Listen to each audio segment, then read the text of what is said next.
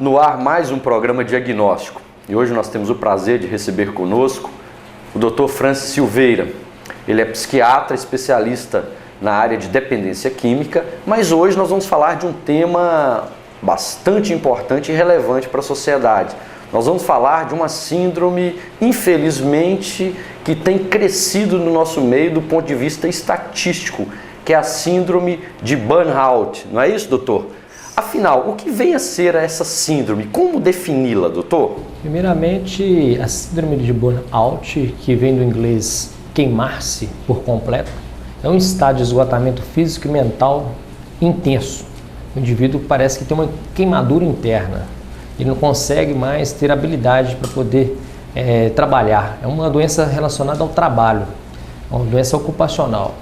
Herbert Freudenberg foi um nova-iorquino que descreveu em si, por ser psicanalista, essa doença chamada síndrome de burnout, que é queimar-se por completo. É um esgotamento, é um estágio de esgotamento físico-mental relacionado ao estado ocupacional. Ou seja, diretamente ligado à atividade laboral do indivíduo, ao trabalho do indivíduo. Somente relacionado ao trabalho do indivíduo. E é interessante que esse próprio cientista, ou esse pesquisador, ou esse profissional, ele mesmo se deu conta dessa situação nele próprio. Que coisa, hein? Isso mesmo, porque a verdade é, a sociedade moderna atual, ela parte do princípio que ser muito rigorosa nas cobranças de metas, de estar ali respondendo à sociedade a todo momento. E algumas pessoas têm alguma predisposição aumentada em desenvolver isso aí. Principalmente aquelas que estão envolvidas na condição de objetivos de meta. Lembrando que meta é péssimo para a felicidade. Se meta é péssimo para a felicidade, o indivíduo se desrealiza. Ele se esgota por tentar atingir um objetivo e não conseguir. O indivíduo se frustra e ele fica desrealizado profissionalmente mediante a situação.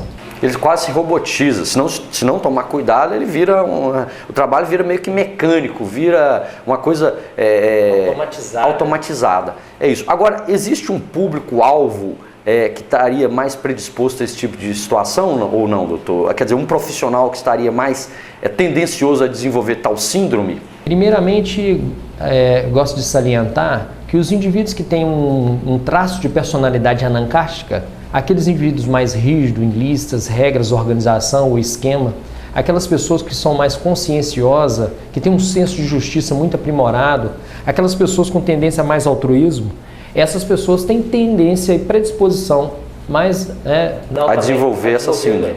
A doença, em média, aí, 30% da população que trabalha no Brasil hoje desenvolve a doença. Que coisa! Que é um nível alarmante, né? Então, são aqueles profissionais altruístas, médicos, enfermeiros, agentes penitenciários, advogado, pessoas públicas, né, que trabalham, né, em órgãos públicos de uma maneira em geral, bancários, professores, educadores. Essas pessoas têm bombeiros, talvez soldados. Todas as profissões que envolvem o componente altruísmo, eles têm uma estreita relação com esse tipo de adoecimento. Quer dizer, pessoas que lidam com pessoas diretamente. Pessoas que lidam com pessoas diretamente, que doa ao próximo acima da sua capacidade. Então, quer dizer, pelo que o senhor colocou, essa síndrome, essa doença está ligada, né, estritamente ligada ao trabalho, à profissão, ao esgotamento profissional. Quer dizer, ela culmina com o esgotamento profissional. Ela vem à tona quando o indivíduo se esgota profissionalmente.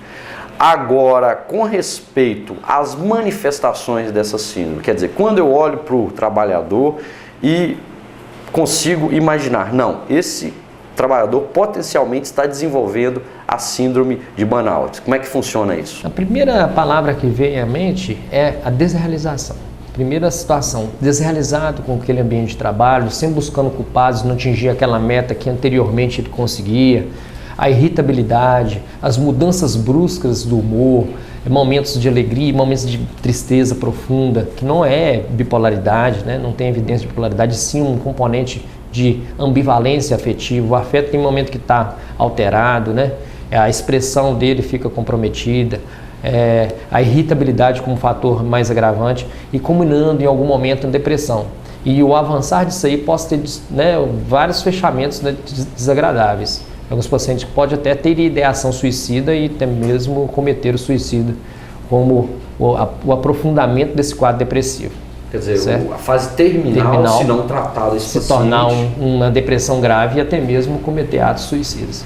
Certo. Agora, em termos de manifestação, eu digo no trabalho, a produção dele no trabalho, ela fica prejudicada, ela fica mantida, ou esse indivíduo tem que ser afastado? Aliás, o absenteísmo deve ser alto, porque essas pessoas devem se valer até de atestados para justificar o quadro, enfim. No trabalho, com certeza a produção deles cai, né, doutor? Se pensar numa doença que por queimar-se por completo, parte do princípio que o nexo causal trabalho é o agente agressor. Né? O ambiente está desfavorável para que o indivíduo possa, principalmente em ambientes mais penosos, né? E possa estar inteiramente relacionado. O indivíduo passa a ter um comportamento mais esquiva, mais irritado com a clientela, mais nervoso, mais agressivo no tom, o humor, né, oscilando. Isso pode trazer prejuízo tanto para a empresa ou para o determinado local de trabalho e também para o indivíduo que está com dificuldade de se relacionar.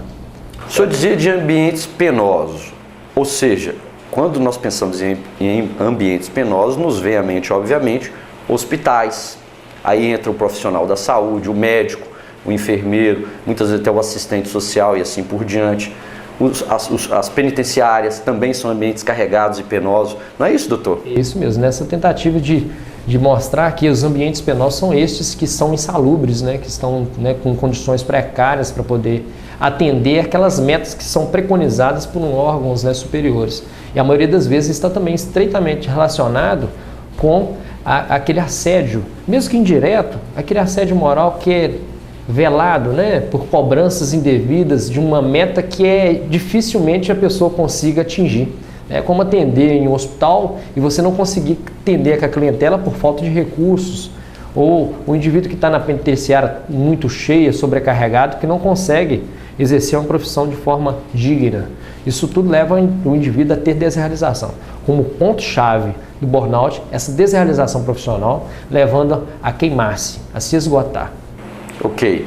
Agora, no que diz respeito ao quesito clima desfavorável, ambiente desfavorável, é possível esse paciente, uma vez que ele manifeste esses sintomas, mudar o seu contexto de vida, mudar o seu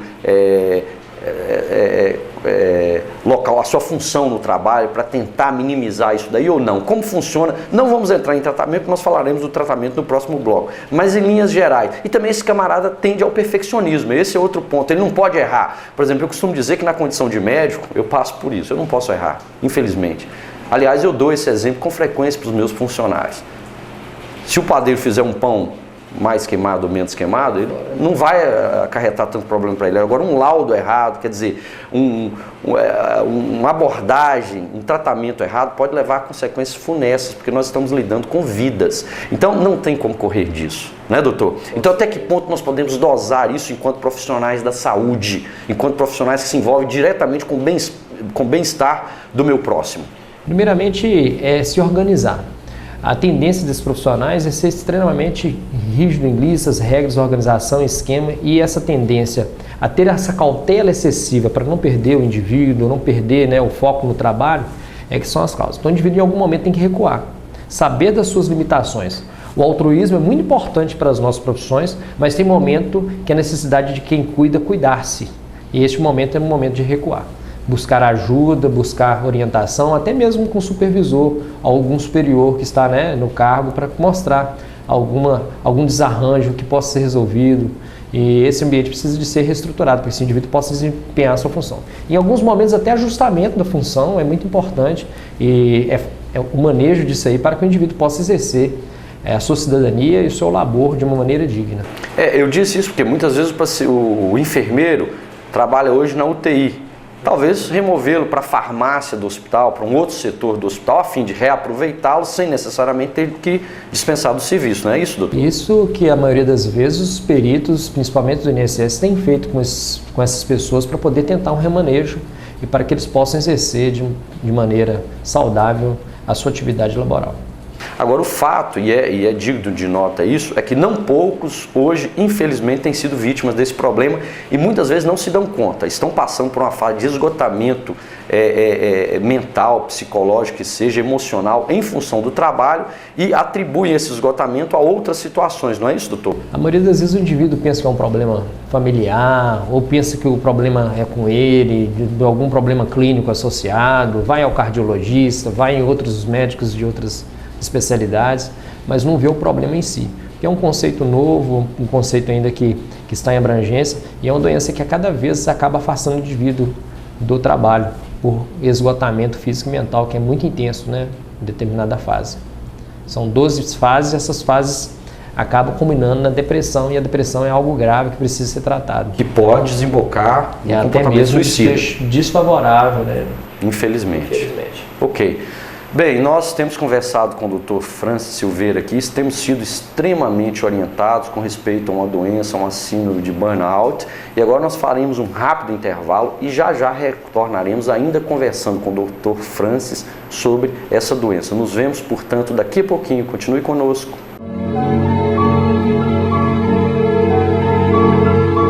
Estamos de volta com o nosso programa diagnóstico, hoje conversando com o Dr. Francis Silveira, ele é psiquiatra. E hoje nós temos lançado o nosso olhar sobre uma doença que tem sido um tanto mais encontradiça, mais frequente, especialmente no público trabalhador. Nós temos falado sobre a síndrome de burnout, que é um termo em inglês que significa queimar-se por dentro, não é isso? Quer dizer, estafar-se, enfim, chegar no seu limite. Doutor, uma vez que o paciente se nos apresenta como trabalhador, porque a doença, como o senhor bem colocou no bloco anterior, está estritamente ligada à atividade laboral, ou seja, ao trabalho do indivíduo. Portanto, estamos diante de um paciente cujos sinais e sintomas nos direcionam para esse tipo de síndrome, de doença. Como chegarmos a um diagnóstico? Primeiramente, vale salientar que os diagnósticos são feitos por profissionais habilitados.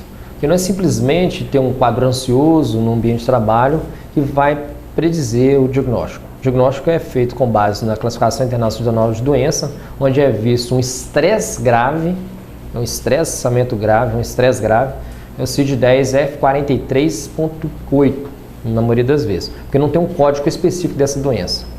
No DSM-5, que é o diagnóstico estatístico de saúde mental, o mais novo, ele também traz essas eventualidades, também com alguns critérios. A maioria das vezes essa doença ela apresenta com 12 estágios, a começar por desrealização profissional, a culminar na depressão. Só que entre esses estágios, primeiramente, a doença está inteiramente relacionada com a atividade laboral ou ocupacional. A doença é uma doença ocupacional. Então, o indivíduo se sente despersonalizado, não se sente mais aquela pessoa, quadro de ansiedade, com ataque de ansiedade generalizada relacionada ao trabalho. Em alguns momentos, taquicardia, né? Às vezes até palpitações, mudanças bruscas de humor. Pode culminar na síndrome do pânico, por exemplo, sobreposta ou não? Pode ser um gatilho para a síndrome do pânico, sobreposta a esse quadro. Entre eles, também tem aqueles quadros de baixo limiar nas frustrações, deseja trabalhar, mas não operacionaliza de forma adequada. O indivíduo se sente incapaz, em alguns momentos, de atingir aquelas metas que anteriormente ele realizava com maior organização, começa a se sentir desorganizado, desmotivado, adinamia, e já entra em critérios de outras doenças psiquiátricas, entre elas um quadro depressivo misto, que é ansiedade com depressão. O último estágio podendo até culminar o indivíduo a cometer atos suicidas por comprometimento do quadro depressivo inicial. Quer dizer, o leque é um tanto abrangente, mas sempre linkado, sempre associado à atividade laboral, ao trabalho. Agora nós estamos diante de um problema que seria até difícil solucionar. Pode existir o trabalhador que vai superestimar a situação, quer dizer, o ambiente não está tão estressante, ele está se desincumbindo ainda bem das suas tarefas, mas ele superestima os seus sintomas. De outras palavras, ele nem está bem, mas ele exagera no que sente. E o inverso pode ser verdadeiro. O indivíduo está numa fase de esgotamento no trabalho, já passando por essa síndrome, já entrando nessa síndrome e entender que está tudo bem ainda. Quer dizer, são os dois extremos. E esse é um trabalho deveras difícil para o profissional da psiquiatria, né, doutor? Quer dizer, identificar, não, aí se trata da síndrome de burnout ou não. Quer dizer, o paciente está supervalorizando o que ele sente. Ou o contrário, o paciente sente muita coisa, entretanto ele subvaloriza, ele não dá o valor devido a esses sintomas. Como diferenciar essas situações extremas, doutor? A burnout, ela subdesvaloriza os sintomas.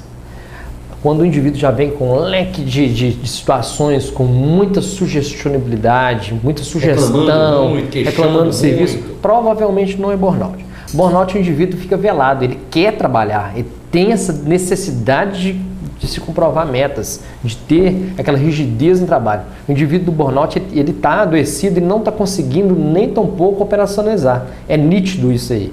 Agora, o indivíduo que chega com muita sugestibilidade há de duvidar em algum momento. Atualmente a gente atende muitos profissionais, né, no leque de profissionais, entre eles bancários. Outro dia atendi uma paciente bancária já com um tempo superior a 16 anos de profissão, nunca teve problema de operacionalizar, nunca teve problema de afastamento. Em algum momento ela se julga incapaz, desrealizada, humor deprimido grave e relutante em buscar um tratamento. Esse indivíduo provavelmente cursa com quadro de burnout e que precisa realmente um cuidado mais intensivo para, primeiramente, iniciar um tratamento mais fiel. Então, esse indivíduo não tem um problema com o ambiente, ele está desrealizado profissionalmente, ele está conduzindo... Ele está em estafa. Em estafa total. Mas ele quer tentar ainda operacionalizar, ele não está querendo afastar. O indivíduo não aceita um tratamento médico na primeira fase do tratamento.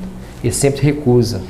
Vou usar um termo popular mais engraçado, quer dizer, no burnout o indivíduo não larga o osso, ele não quer largar o osso. Quer dizer, ele está ali a duras penas, mas ele entende que aquilo é importante, que ele deve continuar, ao passo que aquele indivíduo quer se valer de uma condição ou outra para ficar um tanto mais ausente no trabalho e tudo mais, ele vai forjar sintomas, então, ou ele vai superestimar, supervalorizar sintomas que ele tem, mas que não necessariamente justifiquem a síndrome, não é isso, doutor? A queixa de um paciente com outro não condiz com o que é de exame psíquico. O exame psíquico no burnout é bem específico.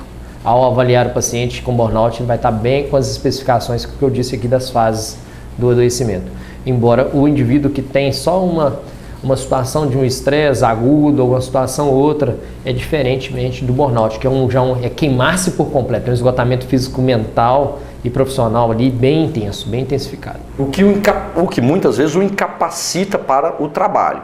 Eis o ponto. Agora, como abordar esse paciente do ponto de vista terapêutico, de tratamento? O paciente, se lhe é apresentado com sinais e sintomas dessa síndrome. E agora, como tratá-lo? O tratamento é um pouco difícil, porque o indivíduo ainda quer voltar a esse contexto laboral. E, primeiramente, não tem como tratar a queimadura expondo ao fogo. Sim. Primeiramente, afastar desse ambiente de trabalho. Mesmo porque as medicações que é empregada nesses casos, antidepressivo, um remédio para insônia, um remédio para situações que circundam, né, o caso, é específica e demoram mais ou menos 6 a 12 semanas para atingir o efeito proposto.